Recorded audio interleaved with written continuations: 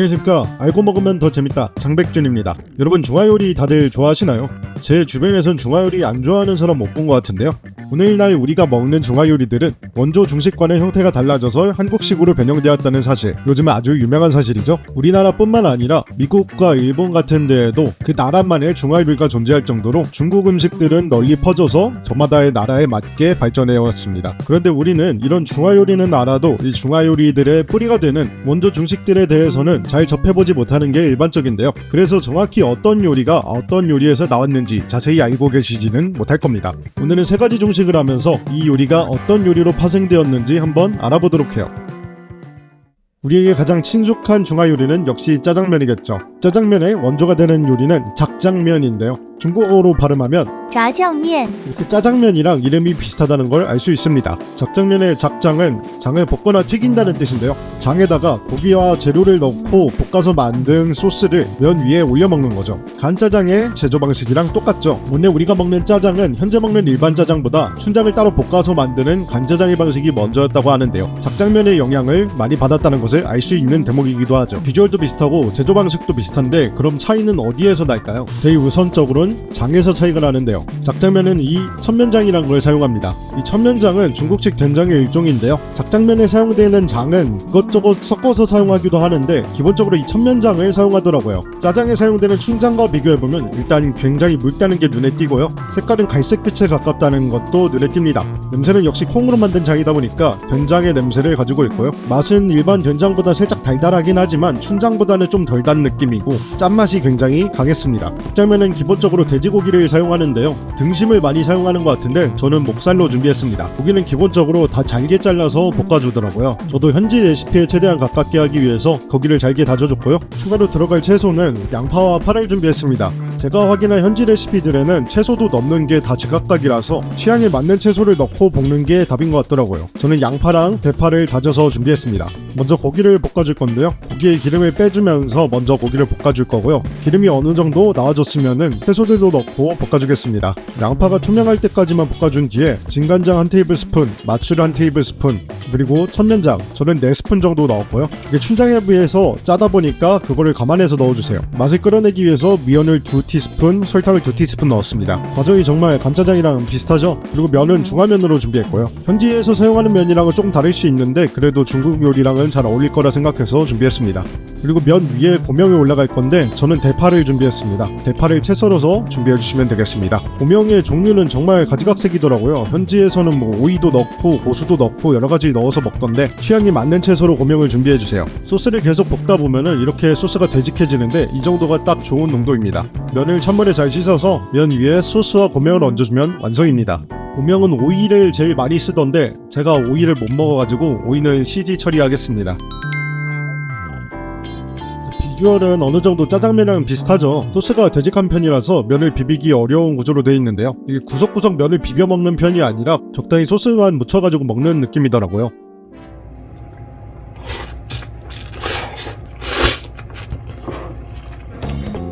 맛은 확실히 짜장이랑 비슷하면서 많이 다른 느낌입니다. 단맛이 강렬한 짜장면에 비해서 짠맛이 굉장히 강하게 느껴지고요. 춘장보다 된장의 느낌이 더 강한 장이기 때문에 향도 된장에 좀 더 가까운 맛이 납니다. 짠맛은 어느 정도 컨트롤이 가능하다 보니까 장을 좀 줄이고 설탕을 넣으면은 짜장면이랑 비슷한 맛이 날 것 같긴 하더라고요. 결은 굉장히 비슷한데 맛에서는 차이가 조금 있었습니다. 그래도 짜장면을 접해본 한국인들에게는 거부감 없이 다가올 수 있는 그런 요리인 것 같아요. 이번에 준비한 건 돼지고기 등심입니다. 돼지고기 등심을 이용하는 중화요리 뭐가 있을까요? 맞습니다. 탕수육이에요. 탕수육의 원본이 되는 요리는 꿔바로우로 알려져 있는 경우도 있는 것 같은데요. 탕수육의 원조는 탕추리지입니다. 탕추리지, 탕추, 탕수 그렇습니다. 탕수육이랑 이름이 비슷하죠? 중국에는 탕추라는 소스가 있는데요. 이 탕수는 당초라고 써서 설탕과 식초를 의미합니다. 설탕과 식초를 이용한 새콤달콤한 소스를 말하는 것인데요. 탕수육의 탕수도 원래는 탕추에서 나온 말인 것이죠. 그리고 탕추리지는 산둥반도에서 먹던 요리이고요. 우리나라 중화요리가 산둥반도의 화교들에서 전파되었다는 것을 생각하면 중국 동북지방에서 나온 꿔바로우보다는 산둥지방의 요리인 탕추리지가 고기가 탕수육의 원본이라는 것이 더 설득력이 있겠지요. 고기 손질도 탕수육과 동일하게 손가락 정도의 크기로 손질해줄 겁니다. 넓적하게 손질하는 꿔바로우랑 다르게 탕추리지는 탕수육과 동일하게 손질하는 걸 알 수 있죠. 밑간은 간단하게 소금 한 티스푼 넣어서 밑간하겠습니다. 거기다가 생강을 다져가지고요, 물에다가 생강즙을 한번 짜주세요. 물량은 많이 필요 없이 한 50ml 정도면 충분하고요. 이 물을 돼지고기에 넣어서 밑간에 추가할 겁니다. 다음은 튀김옷인데요. 튀김옷도 탕수육과 동일하게 전분을 사용합니다. 중국식 튀김의 특징이기도 하죠. 이 전분에 물을 조금씩 추가해가면서 뻑뻑한 정도의 농도를 찾아주세요. 이 농도에 따라서 튀김옷의 두께가 바뀌기 때문에 이 농도를 활용할 줄 아는 것이 중요합니다. 이렇게 고기 옆에 튀김옷이 눈에 보일 정도로 붙어있으면 충분해요. 준비가 다 됐으면 170도로 예열한 기름에 넣어서 튀겨주기만 하면 튀김은 간단하게 끝입니다. 속까지 잘 익을 때까지 튀겨주시기만 하면 되고요. 튀기는 동안 양념장을 준비할게요. 마늘을 칼로 다지려다가 귀찮아서 그냥 마늘 다지기를 가져왔습니다. 도구가 있으면 쓰는 게 편하죠. 어우 편해. 다진 마늘을 넣고 식초를 3테이블스푼 넣어주세요. 그리고 청주나 맛술을 2테이블스푼 넣어주겠습니다. 이 다음엔 케첩을 넣기도 하는데요. 저는 노출을 준비했습니다. 이게 좀 더 전통적인 방식이라고 하는 것 같아요. 이 다음에는 설탕이 어마어마하게 들어가는데요. 큰 숟가락으로 3숟가락 넣겠습니다. 탕추리지를 검색하면은 빨간색 양념이 많이 나오는데 그것은 케첩을 넣어서 그렇고, 이렇게 노출을 넣게 되면 갈색빛이 나게 돼요. 튀김이 다 튀겨졌으면 건져주시고 준비해둔 소스를 끓여주시면 됩니다.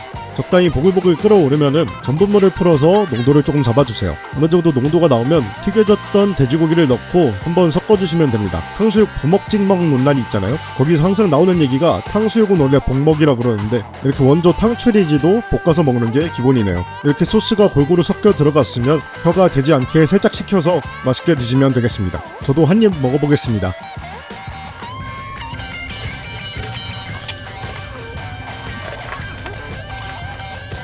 굉장히 바삭하고 맛있게 잘 됐습니다. 새콤달콤한 맛 베이스에 은은한 간장 맛이 나서 깐풍기랑 또 비슷한 느낌도 들었어요. 둘 다 설탕과 식초가 베이스가 되지만 탕수육은 과일, 간장, 굴소스 등 다양한 재료가 들어가고, 탕추리지는 노출나 케첩 정도로 간단하게 맛을 낸다는 차이가 있는 것 같네요. 그리고 비주얼을 보시면 채소가 하나도 안 들어가죠. 탕수육 소스에는 채소들이 정말 많이 들어가잖아요. 이런 새콤달콤한 고기 튀김 요리는 사실 산둥반도에만 있는 게 아니고 중국 전역에서 널리 먹던 요리이기 때문에 그런 요리들의 영향을 하나둘씩 받으면서 오늘날의 탕수육으로 발전했다고 생각하시면 될 것 같습니다.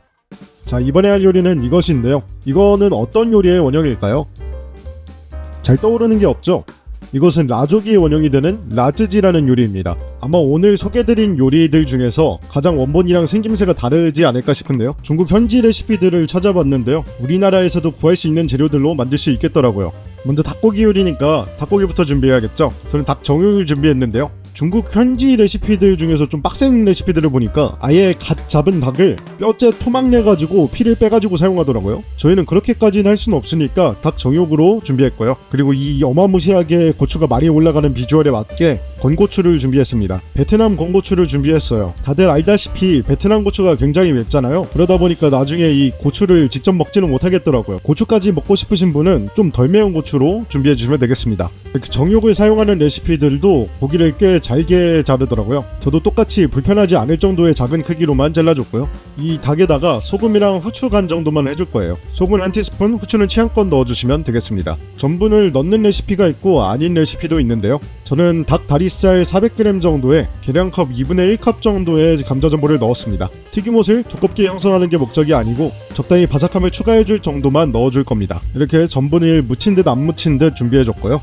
기름을 예열해 주려 하는데 마개를 안 뜯었네요.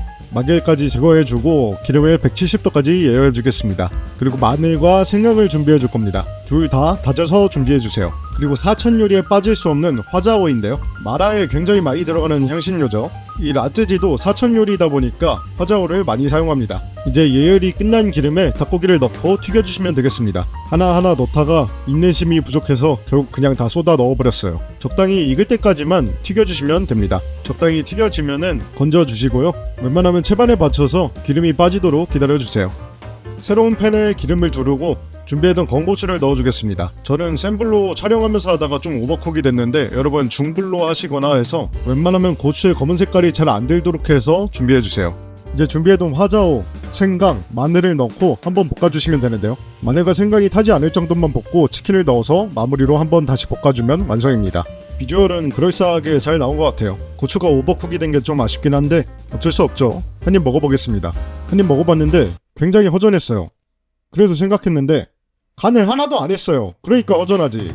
그래서 치킨 파우더 한 티스푼과 식초를 한 테이블스푼 넣어서 다시 잘 볶아준 다음에 이번에야말로 정말로 완성입니다. 이제는 진짜 허전하지 않고 맛있었어요. 맛 자체는 얇게 튀김 닭튀김에 사천 요리 특유의 화자오 향이랑 고추 향이 있잖아요. 그것이 확 들어오는데 마라탕에 익숙하신 분이면 괜찮겠지만 접해보지 않은 분들한테는 좀 어려울 수도 있을 것 같네요. 이 비주얼만 놓고 봤을 때도 라조기랑은 확연히 차이가 나죠. 라조기는 전분을 활용해서 소스를 걸쭉하게 만드는 편이고요. 라찌지는 기름에다가 매운맛과 향을 넣는 편이라서 보기에도 많이 다르죠. 특히 라조기는 굉장히 다양한 재료가 들어가는데 라찌지도 더 다양한 재료를 넣을 수야 있겠지만 고추가 정말 많이 들어가서 고추가 강조된 비주얼인 게 특징인 것 같아요. 오늘 이렇게 세 가지 요리를 하면서 우리가 먹는 중화요리의 원조격 요리들을 한번 알아봤는데요. 대부분은 조리법과 재료 그리고 이름에서 원본의 형태를 찾아볼 수 있었던 것 같아요. 이 외에도 짬뽕이나 이제는 많이 찾아볼 수 없는 중식 우동과 울면에도 이렇게 원본이 되는 요리가 존재한다고 하는데요. 다음에도 기회가 된다면 이런 요리들을 소개할 수 있는 영상 한번 다시 만들어 보도록 하겠습니다.